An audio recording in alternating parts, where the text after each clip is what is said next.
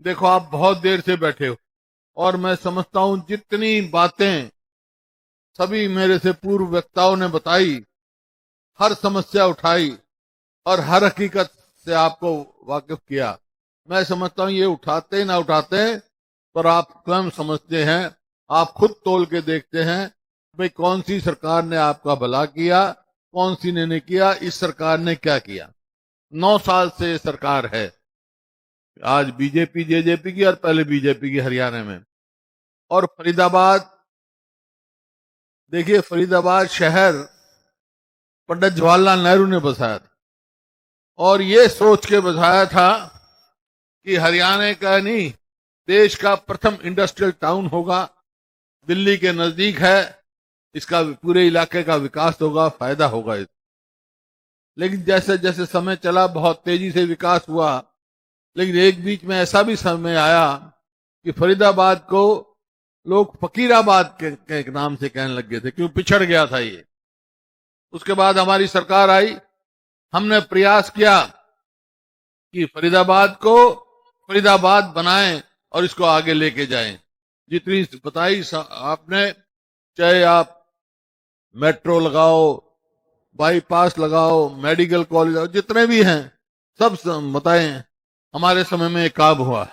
मेरा एक सवाल है कि 9 साल है, बस दूसरी पार्टी के भी कोई आदमी होंगे, सुनते आते हैं, सभी से सवाल है भाई इस 9 साल में कोई एक काम बता सकते हैं फरीदाबाद में जिस सरकार ने किया?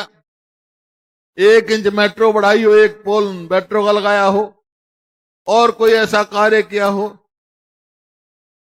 तो ये फरीदाबाद आत्मन। और केवल फरीदाबाद नहीं, हमारे को दिल में इस बात की टीस है मेरे को कि केवल फरीदाबाद नहीं, पूरे हरियाणा, पूरा हरियाणा जो विकास में बहुत आगे था। 2014 में हरियाणा प्रति व्यक्ति आय में, प्रति व्यक्ति निवेश में और रोजगार देने में, कानून व्यवस्था में, खेल और खिलाड़ियों में पूरे देश में नंबर 1 प्रदेश था। नंबर 1, कि मेरे आंकड़े नहीं है, कि देश के आप आंकड़े निकाल के। तो आज किस चीज में नंबर 1 है हमारा प्रदेश? हरियाणा। आज हमारा प्रदेश है बेरोजगारी में नंबर 1, हमारा प्रदेश है महंगाई में नंबर 1, और अपराध में देश के ऊपरले 2-3 में पहुंच गया। रोज कोई ना कोई अपराध। फरीदाबाद आप कोई फिरौती मांग रहा है, कहीं कत्ल हो रहा है, कहीं कोई हो रहा है। और नौकरियों में आपको मालूम है, नौकरी देने का तो इनका काम ही कोई नहीं, नौकरी हटाने का काम है। और खेल खिलाड़ियों में आपने देखा हमारी बेटियों के साथ क्या सलूक हुआ, किस तरह सड़कों में खसेड़ी गई। आज जो खिलाड़ी आते ही, हमारी जो नीति थी, पदक लाओ पद पाओ, घर खिलाड़ी बाद में पहुंचता था, पहले पदक मिलता था, ताकि लोग, हमारी युवा पीढ़ी नशे की तरफ ना जाए, अपना आगे काम में लगे, कार्यों में लगे रहे। लेकिन अब वो उनका कोई पूछ नहीं, तो हम नशे में, हमारी युवा पीढ़ी नशे में जा रही है। पहले पूरे देश में नशे के मामले में पंजाब था, लेकिन अब पिछले 5 साल का आप रिकॉर्ड उठा के देखो, 5-4 साल में नशे में हमारे कितने ही नौजवान मर चुके।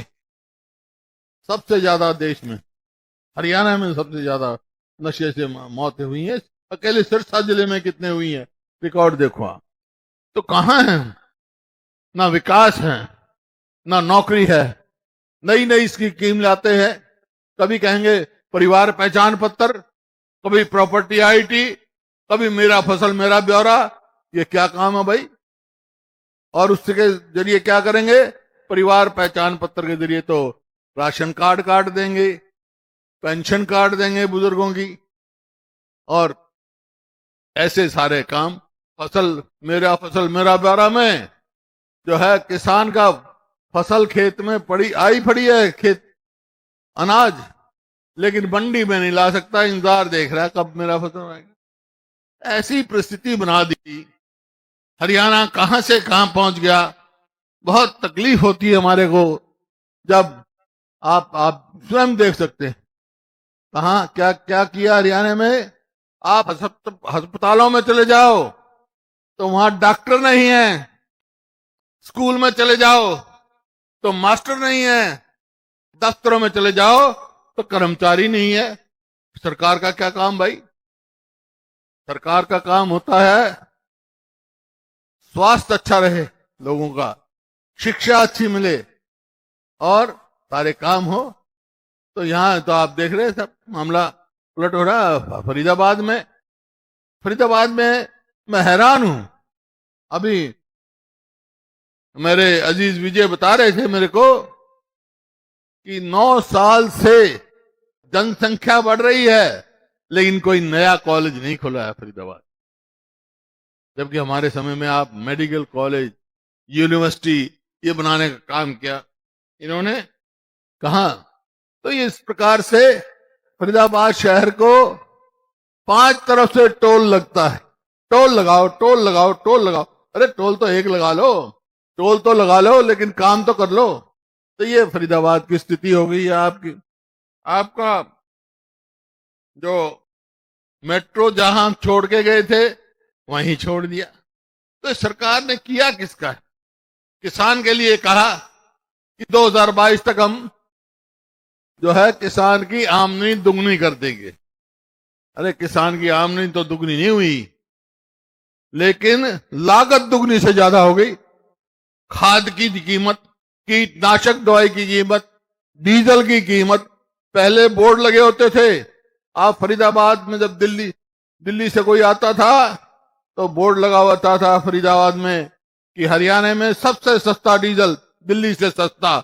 आज क्या लगा हुआ है, दिल्ली के पेट्रोल पंप पे लगा हुआ है कि दिल्ली में फरीदाबाद से, हरियाणा से सस्ता डीजल। तो ये तो स्थिति हो गई। आमदनी तो दुगनी कहां से होगी। इसी प्रकार से गरीब आदमी का, जिनका हमने 100 गज के 3,82,000 प्लॉट दिए, वही सारा बैठा फरीदाबाद। एक आदमी बता दो इस सरकार ने किसी को, किसी गांव का नाम बता दो 1 गज प्लॉट दिया हो तुम।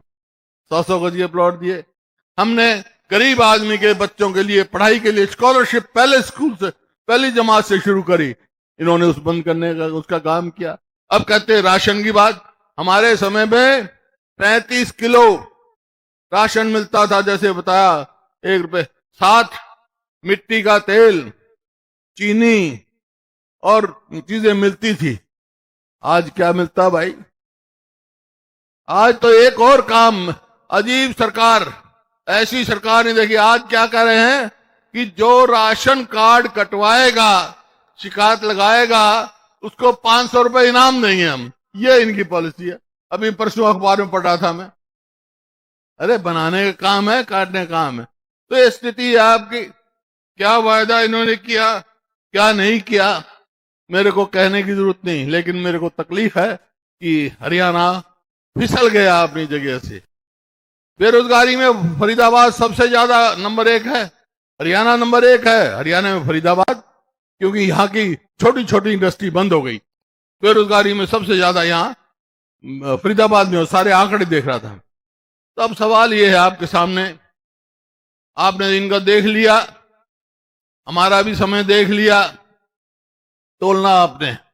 लेकिन एक बात है कि आपसे पूछ सकते हैं जब आप जाओगे कि भाई ये तो बात ठीक है, लेकिन अब के कांग्रेस पार्टी आ गई तो ये क्या करेगी। तो मैं बता रहा हूं हम क्या करेंगे। जो कहते हैं वो करते हैं। हमारी कांग्रेस पार्टी आएगी तो भाई सबसे पहला काम हम करेंगे, अपने बुजुर्गों की पेंशन 6,000 रुपए महीना करेंगे हम। और ये हमारी बहन बेटियां बैठी हैं, इनको खाना पकाना पड़ता है। जो गैस का सिलेंडर हमारे समय में 400 रुपए का था, अब 1150 रुपए का हो गया। लेकिन अगर कांग्रेस की सरकार आएगी तो भाई गैस के सिलेंडर की कीमत 500 से ज्यादा नहीं होगी। कर्मचारी हैं, कर्मचारी रोज एजिटेशन कर रहे हैं कि हमारी पुरानी पेंशन लागू की जाए। जहां जहां कांग्रेस की सरकारें थी उन्होंने अपने सरकारों में कर दिया, तो हरियाणा में भी कांग्रेस की सरकार बनते ही कर्मचारियों की पुरानी पेंशन लागू होगी। और एक पहले तो इन्होंने 1 यूनिट बिजली नहीं बनाई, जो हमने बिजली बनाई वो भी बस उसमें भी कमाने में लग गए, और इसका नतीजा ये हुआ कि बिजली बहुत महंगी हो गई। गरीब आदमी जो बिजली का बिल ही कमर तोड़ देता है। तो कांग्रेस की सरकार आएगी तो 300 यूनिट बिजली फ्री देंगे हम।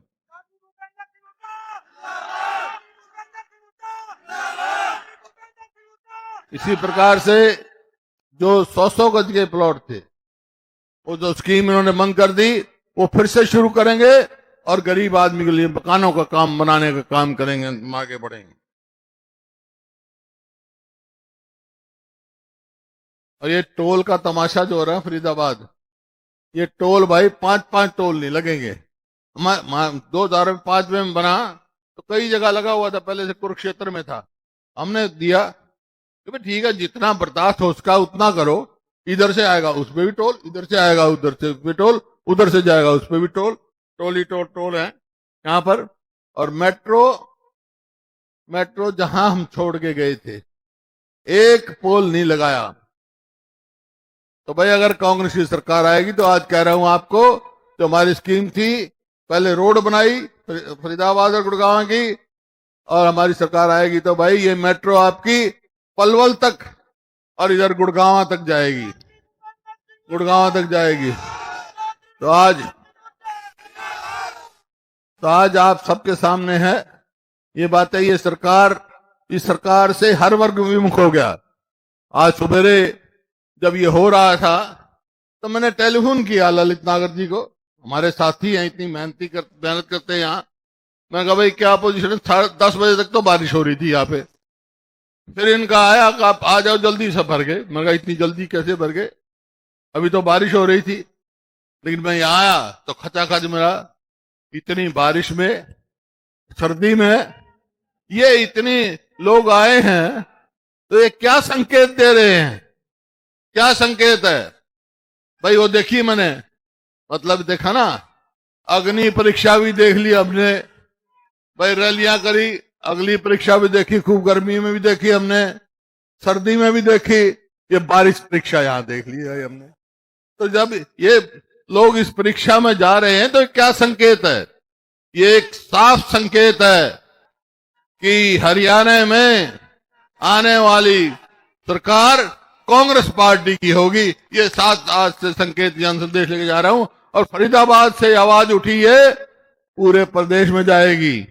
अरे हमारे यहाँ आपके हलके में कितना काम किया इन्होंने, ललित नागर जी कितना करवाया हमारे से। और जब ये विधायक थे, विपक्ष में थे, मैं भी विपक्ष में था, रोज वहां पे खड़े रहते थे विधानसभा में। ऐसे कर्मठ आदमी अगर यहाँ विधायक होते तो अब के हमारे साथ और मजबूती से रहते, क्या पता सरकार बन जाती है। आप फरीदाबाद करते तो भाई ऐसे तो बहुत मजबूत साथी आपके यहाँ पे। और आज तो आप आए हैं, मैं आपका आभारी हूं। इस मौसम में जिस प्रकार से आए हैं, ये साफ संकेत दे रहा है कि हरियाणा में कांग्रेस की सरकार बनने जा रही है। आप सबका बहुत बहुत धन्यवाद। जय हिंद।